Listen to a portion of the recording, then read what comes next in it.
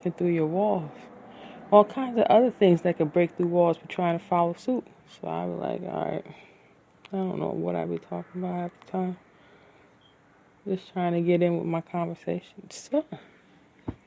So earlier today, I was in here taking a nap, and I was listening to my personal diary, my audio diary, the one I get some of my clips from when I be entering the podcast for Perfectly Broken, because all of this be going into early in the AM. But the other podcast, the original one, Perfectly Broken, comes from my personal diary. I'll take episodes and I'll clip out real personal things, and then I'll let the meat of it kind of sit there. And there's this one segment, it's like 4 entries in a row. Well, I was just on a roll. I was on some real powerful shit, but I got really, really a little bit too personal. And one of the best parts of it will have to be clipped out. And I kind of want to talk about it anyway. And one of the things I was talking about was, what was I talking about? Sex workers being married. I think there's a lot more around it, but the gist of it was, would infidelity or adultery would even come into play with 2 sex workers that were married. I mean, if their jobs outside, if their jobs literally are to sell their bodies for money, when they come back in the home, if they're happy and content, how does adultery even play in the matter? Is it even adultery at all? Yeah, the arrangement's probably all about the arrangement too. And I be having to look at these issues like deep within. I'm like, why am I concerned about this? I haven't been with anybody since ever. Since we've turned too many years over, and we've kind of dreaded these nerves and these tendinitises into our spinal cords, and half the time we don't be watching for it to come up like we're supposed to, because it don't come up. It gets pounded out when I'm walking, it gets back into the muscle, and we think it's just exercise. Hustling is real. God, I'm kind of itching everywhere. You know, I saw on the internet that it said that putting yogurt on your skin is good for you. Putting yogurt on your skin is good for moisturizing the skin. It's good for bleaching up and for curing dark spots on the skin. I'm going to try to put some on my scalp, see what it does. Just get some plain yogurt and put it on my scalp and let it sit there, see if it helps. Because my hair is going through it.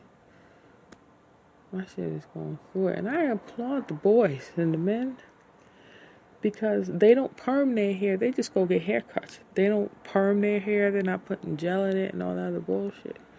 And I be looking at guys, they be wearing the mohawks. They should be thick as hell, be mad healthy. I'm like, why is their hair healthier than mine? It's because I'm running around here trying to put perms in it and weave, trying to make it seem like something that it is, and it don't need to be.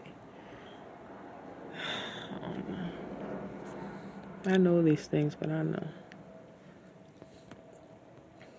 It's kind of like what they expect of you. They expect, be on your game, be on point. I'm like, man, be on point. Have something to say, have something better to say. Do something. Be better. Be stronger. Hey, I clean up the kitchen. I tore that bitch down. Some hot water and some Lysol do the trick every single time. And God bless you. I got feelings for you. I think you're cool. I think it's supposed to be that way, though.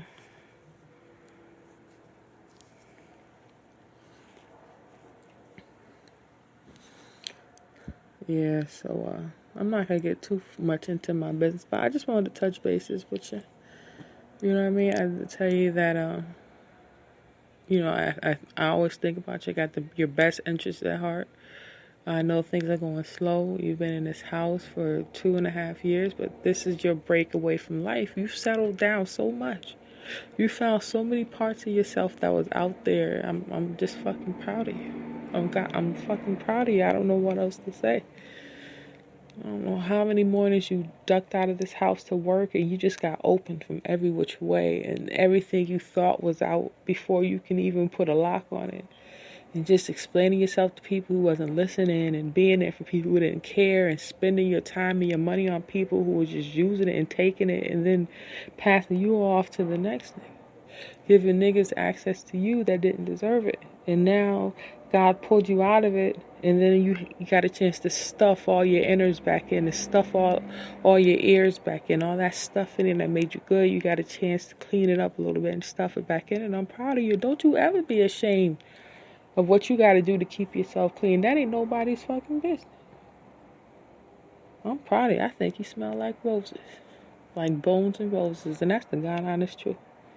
You know I love you to the moon and back. I can't love nobody else but you. We in this body together. We in it through every anxiety attack, everything that makes us good and plenty. And we keep removing because that's what we got to do. We love Jesus, but if we got to come up through the ugly side, that's just how it be sometimes. But you work hard, you're going to get everything that's coming to you. Everything you deserve, everything you need is coming to you. By any means necessary sometimes. By any means necessary. But anyway, I love you. We're going to take care. We're going to get some sleep tonight. It's almost 2 o'clock in the morning. And we can't keep sleeping at 12 noon every single day because you want to stay up all night watching the shy. But I digress. I love you. And I'll see you when I see you. And I'll talk to you later.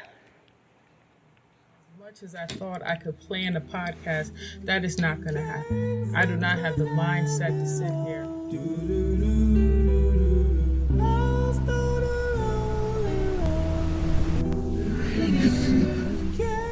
Chop up block for block how I'm going to tell you about weight loss and weight gain.